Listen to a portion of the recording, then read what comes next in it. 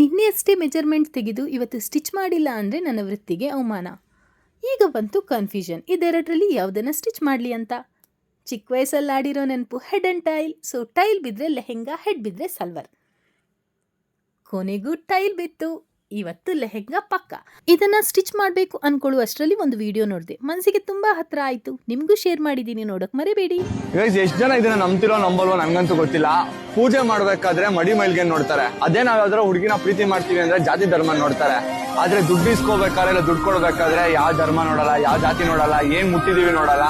ದುಡ್ಡಿಗೆ ಒಂದಕ್ಕೇನೆ ಇವತ್ತವರೆಗೂ ಯಾವ್ದೇ ತರದ ಮಡಿ ಮೈಲ್ಗೆ ಇಲ್ಲ. ಮೀನ್ನ ಮುಟ್ಬಿಟ್ಟು ದುಡ್ಡನ್ನ ಕೊಟ್ಟರು ಖುಷಿನ ತಗೊಂಡೋಗ್ತಾರೆ. ಅದು ಪೂಜಾರಿನೇ ಆಗಿರ್ಬೋದು ಅಥವಾ ಮೀನ್ ಮಾರೋರೇ ಆಗಿರ್ಬೋದು.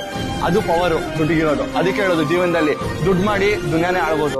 ವಿಡಿಯೋ ನೋಡಿದಾಯ್ತಲ್ಲ, ಈಗ ಬರೋಣ ಅದೇ ಸುದ್ದಿಗೆ. ಸೊ ಲೆಹೆಂಗಾ ಕಟ್ ಮಾಡಿ ಆಯಿತು, ಹಾಗೆ ಸ್ಟಿಚ್ ಮಾಡೋ ಬಾರಿ. ಸ್ಟಿಚ್ಚು ಕೂಡ ಆಯಿತು. ಫೈನಲ್ ಲುಕ್ನ ನಿಮ್ಗೆ ಶೇರ್ ಮಾಡಿದ್ದೀನಿ, ನೋಡೋಕೆ ಮರಿಬೇಡಿ. ಸೊ ನನ್ನ ಈ ಮಿನಿ ವ್ಲಾಗ್ ಹೇಗೆ ಬರ್ತಿದೆ ಅಂತ ಕಮೆಂಟಲ್ಲಿ ಕಮೆಂಟ್ ಮಾಡಿ. ಹಾಗೆ ನನ್ನ ಈ ಲೆಹೆಂಗಾ ಸ್ಟಿಚಿಂಗ್ ಹೇಗೆ ಆಗಿದೆ ಅನ್ನೋದನ್ನು ಕೂಡ ತಿಳಿಸಿ. ಬಾಯ್.